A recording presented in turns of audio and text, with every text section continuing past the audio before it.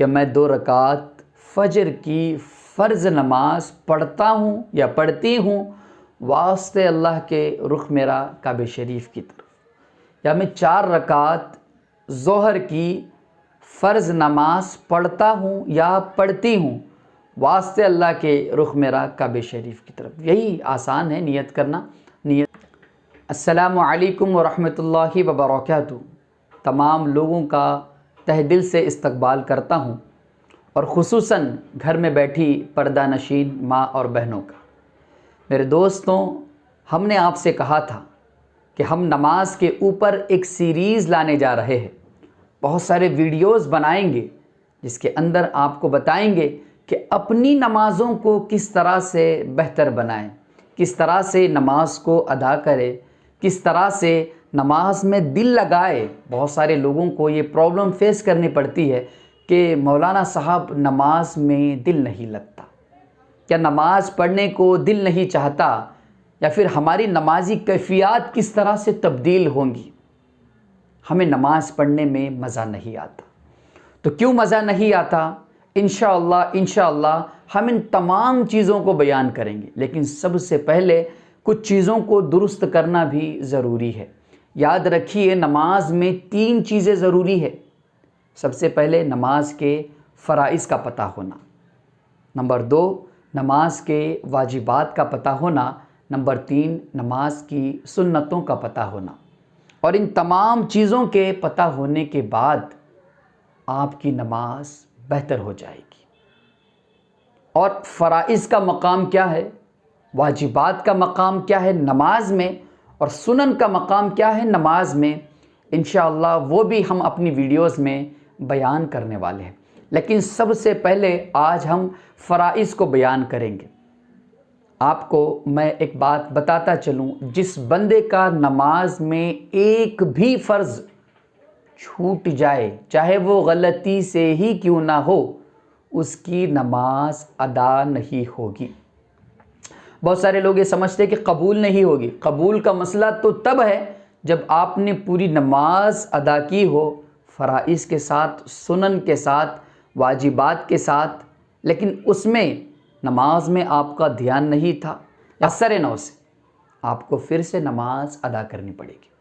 तो याद रखें, एक भी फ़र्ज़ अगर कोई बंदा जानबूझकर छोड़ता है तब तो सवाल ही पैदा नहीं होता। अगर कोई अनजाने से छोड़ता है तब भी नमाज अदा नहीं होगी। तो बढ़ते हैं फ़राइज़ की तरफ। उसके बाद हम तफसील से गुफ्तगू करेंगे फ़राइज़ के ताल्लुक़ से भी, लेकिन पहले फ़राइज़ को एक साथ बयान कर देते हैं। नंबर 1, नमाज के बाहर कुल 7 फ़राइज़ है। नंबर 1, बदन का पाक होना। बदन का पाक होना ज़रूरी है, इस पर हम डिस्कस करेंगे, लेकिन पूरे 7 फ़राइज़ होने के बाद। नंबर 2, कपड़ों का पाक होना, लिबास का पाक होना भी ज़रूरी है। नंबर 3, सतर का छुप जाना। और इसी तरह नंबर 4, नमाज की जगह का पाक होना। नंबर 5, नमाज का वक्त होना।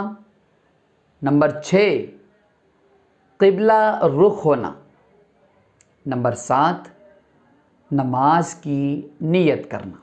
ये वो अहम तरीन फ़राइज़ है जिन्हें हमें नमाज से पहले ही अदा करने हैं। अगर कोई बंदा इन तमाम फ़राइज़ में से, नमाज के बाहर के जो फ़राइज़ है, इनमें से कोई एक भी तर्क कर देता है, अब भी उसकी नमाज का मसला उसी तरह रहेगा जिस तरह उसने नमाज का कोई फ़र्ज़ छोड़ दिया हो, यानी अदा नहीं होगी। तो चलिए तफसीलन गुफ्तगू करते हैं। नंबर 1, बदन का पाक होना। बदन का पाक होना बहुत ज़रूरी है। बदन के ऊपर कोई नजासत लगी हो, कोई गंदगी लगी हो, या आपको गुस्ल करने की ज़रूरत हो, वज़ू करने की ज़रूरत हो, तो फ़ौरन कर लेना चाहिए। उसके बग़ैर आपकी नमाज़ें कबूल नहीं होगी। आपको अगर गुस्ल करने की ज़रूरत है तो फ़ौरन गुस्ल कर ले, उसके बाद नमाज अदा करे। ये एक फ़र्ज़ है, बदन का पाक होना। नंबर 2, कपड़े का पाक होना। बड़ी ही अदब के साथ मैं बात करने जा रहा हूँ। हम लोगों को इस चीज़ का ख्याल रहता है जब हम किसी की शादी में जाते हैं, किसी के वलीमे में जाते हैं या रिसेप्शन में जाते हैं तो हम नया लिबास पहन कर जाते हैं। लेकिन मुसलमानों की गैरत मर जाती है उस वक्त जब हम अल्लाह के सामने खड़े रहते हैं तो उसी नाइट पैंट पे खड़े रहते हैं, रेगुलर यूज़ करने वाले कपड़ों में ही खड़े रहते हैं।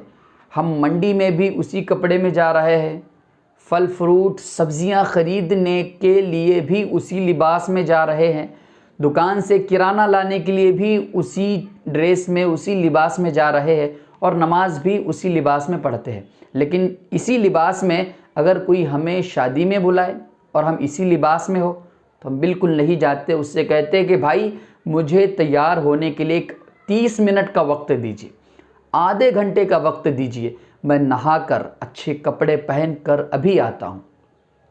और जब कोई हमें नमाज के लिए बुलाता है तब हमें ये ख्याल नहीं आता।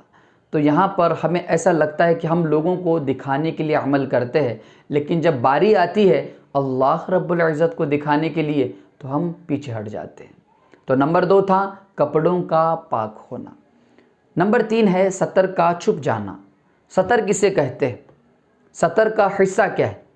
पेट के नीचे से लेकर घुटनों तक या घुटनों समेत जो हिस्सा है वो सतर कहलाता है। बहुत सारे हमारे भाई हजरात जब वो रुकू करते हैं तब पीठ का निचला हिस्सा नज़र आने लगता है।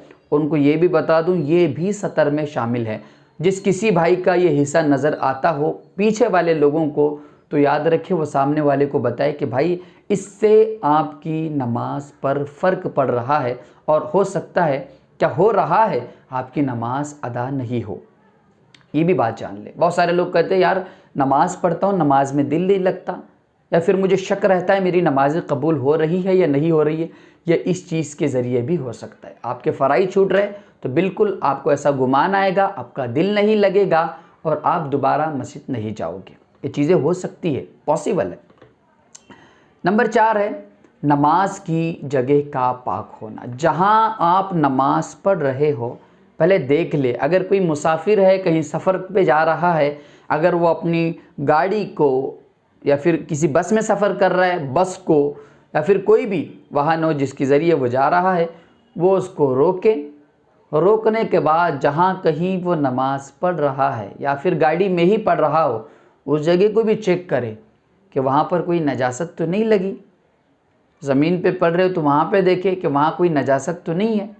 हाँ, आपको इम्कान हो कि कोई नजासत नहीं है तो अब आप वहाँ पर नमाज़ पढ़ सकते हो। लेकिन याद रहे अगर जगह पे नजासत मिल जाए, अपने आपके बदन को लग जाए, अपने कपड़ों को लग जाए तो फ़ौरन उसे साफ़ कर ले, फ़ौरन उसे धो ले और दूसरी जगह नमाज अदा करे। उस जगह पे तो नमाज नहीं होगी।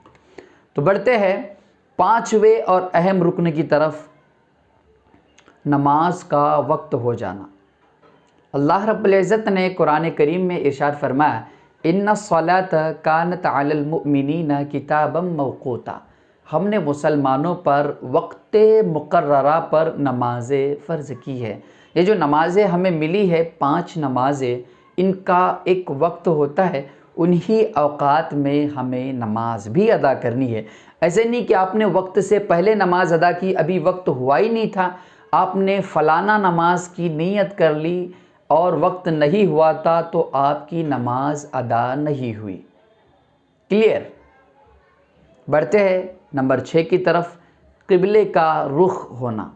जब भी हम नमाज के लिए खड़े हो जाए तो ये श्योर कर ले, कंफर्म कर ले कि यहाँ क़िबला है या फिर यहाँ क़िबला है। जहाँ क़िबला हो वहीं ठहरे। अगर आपके नमाज में भी अगर कोई शख्स आकर बता दे 1 रकात हो जाए, 2 रकात हो जाए, अगर कोई बता दे कि मियाँ क़िबला यहाँ पर नहीं यहाँ पर है तो उसी हैयत में उसी हालत में फिर जाए। और अगर पॉसिबल नहीं है फिरना तो नमाज को तोड़ दे और फिर से उस क़िबले की तरफ मुँह करके नमाज को अदा करना स्टार्ट करें। अब जो चीज़ है और जो शर्त है वो सबसे ज़्यादा अहम है, वो है नमाज की नीयत करना। जो भी हम नमाज़ पढ़ रहे हो, जिस वक्त की भी हो, हम नीयत करें कि मैं 2 रकात फ़जर की फ़र्ज़ नमाज पढ़ता हूँ या पढ़ती हूँ वास्ते अल्लाह के रुख मेरा काबे शरीफ की तरफ, या मैं 4 रकात ज़ोहर की फ़र्ज़ नमाज पढ़ता हूँ या पढ़ती हूँ वास्ते अल्लाह के रुख मेरा काबे शरीफ की तरफ। यही आसान है नियत करना। नियत करें और अल्लाहु अकबर कह के नियत बांध ले। ये तो मैंने आज बात की फ़राइज़ की, और इंशाअल्लाह कल हम नमाज के अंदर के फ़राइज़ को जानेंगे। लेकिन उससे पहले आपको एक बात बता दूं, अगर आप भी चाहते हो कि आपके साथ और लोगों की भी नमाज़ें दुरुस्त हो, तो आपको क्या करना है आपको पता है? इस वीडियो को ज़्यादा से ज़्यादा शेयर कीजिए ताकि लोगों को भी अपनी नमाज़ें दुरुस्त करवाने में आसानी हो। और दूसरी सबसे अहम और ज़रूरी बात, जितना मुमकिन हो सके अपने मस्जिद के मौलाना साहब से कनेक्ट रहे ताकि आपको बारीक से बारीक मसला पता चल जाए। अगर लेडीज़ है, कोई आलिमा नहीं आती उन्हें पढ़ाने के लिए, तब आखिरी दर्जे में हमारा यूट्यूब चैनल इंशाअल्लाह आपके तमाम मसाइल का हल ज़रूर निकालेगा। कमेंट बॉक्स में बताइए आपका दिल लगता है नमाज़ों में या नहीं लगता, बिल्कुल बताइए ताकि हम उस पर भी वीडियो बनाएं। वसवसों का आना अच्छी बात है या बुरी बात है, ये भी बताएंगे। तो मिलते हैं इंशाअल्लाह नेक्स्ट वीडियो में। तब तक के लिए अल्लाह हाफिज़। अस्सलामु अलैकुम व रहमतुल्लाहि व बरकातुहू। Kudretin yegane sahibi sensin.